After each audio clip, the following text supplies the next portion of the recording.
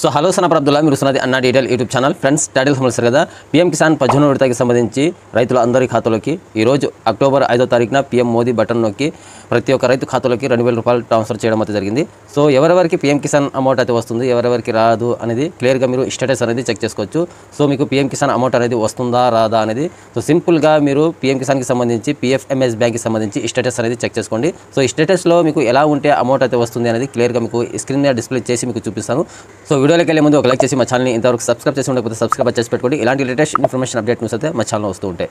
So status check చేసుకోవాలనుకుంటే కింద డిస్క్రిప్షన్లో మా వాట్సాప్ ఛానల్లో ఒక లింక్ అయితే ఇచ్చాను. సో ఆ లింక్ మీద మీరు క్లిక్ చేయగానే so DBT status of beneficiary and payment details అని ఇలా పేజ్ అయితే మీకు ఓపెన్ అయితే అవుతుంది. ఈ పేజ్లోకి అయితే వచ్చిన తర్వాత కేటగిరీ అని ఉంటుంది. కేటగిరీ మీద అయితే క్లిక్ చేయండి. కేటగిరీ మీద అయితే క్లిక్ చేసిన తర్వాత పీఎం కిసాన్ అనేది ఇక్కడ సెలెక్ట్ చేసుకోండి. సెలెక్ట్ చేసుకున్న తర్వాత అలాగే ఇక్కడ ఇంటర్ అప్లికేషన్ ఐడి అని ఉంటుంది. అప్లికేషన్ ఐడి దగ్గర వచ్చేసి సో మీ పీఎం కిసాన్కి సంబంధించి రిజిస్టర్ నెంబర్ అనేది ఇక్కడ తప్పకుండా ఎంటర్ చేయాలన్నమాట. సో పీఎం కిసాన్కి సంబంధించి రిజిస్ట్రేషన్ నెంబర్ అనేది మీ దగ్గర అయితే ఉండాలి. ఆ నెంబర్ అనేది ఇక్కడ ఎంటర్ చేసిన తర్వాత సో అలాగే ఇక్కడ కింద క్యాప్చా కోడ్ అయితే ఉంటుంది. ఈ క్యాప్చా కోడ్ అనేది ఇక్కడ ఎంటర్ చేయండి. ఎంటర్ చేసిన తర్వాత సో సెర్చ్ మీద అయితే క్లిక్ చేయగానే మీకు మీ ఒక పీఎం కిసాన్కి సంబంధించి డీటెయిల్స్ మొత్తం ఇక్కడ ఓపెన్ కావడం అయితే జరుగుతుంది అనమాట.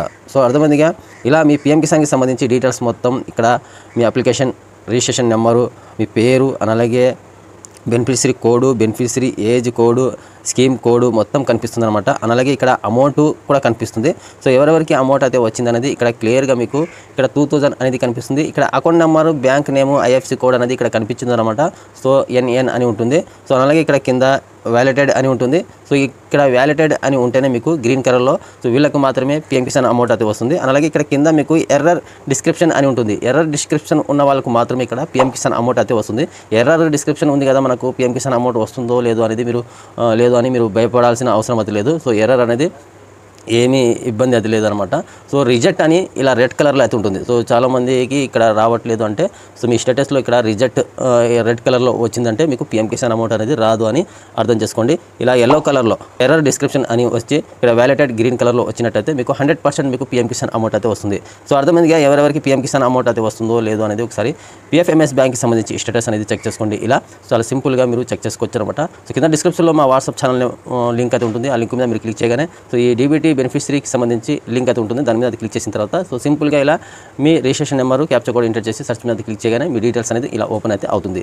సో అర్థమైంది అనుకుంటున్నాను, అర్థమైనట్టు ఎక్స్ప్లెయిన్ చేశాను అనుకుంటాను. వీడియో నచ్చినట్టు లైక్ చేసి మా ఛానల్ ఇంతవరకు సబ్స్క్రైబ్ చేసి ఉండకపోతే సబ్స్క్రైబ్ చేసి పెట్టుకోండి. ఇలాంటి లేటెస్ట్ ఇన్ఫర్మేషన్ అప్డేట్ న్యూస్ అయితే మా ఛానల్లో వస్తూ ఉంటాయి. సో వాట్సాప్ ఛానల్ని మీరు తప్పకుండా ఫాలో అయితే చేయండి. ప్రతి ఒక్క ఇన్ఫర్మేషన్ అప్డేట్ అనేది వాట్సాప్ ఛానల్లోనే మీకు ఇస్తూ ఉంటాను.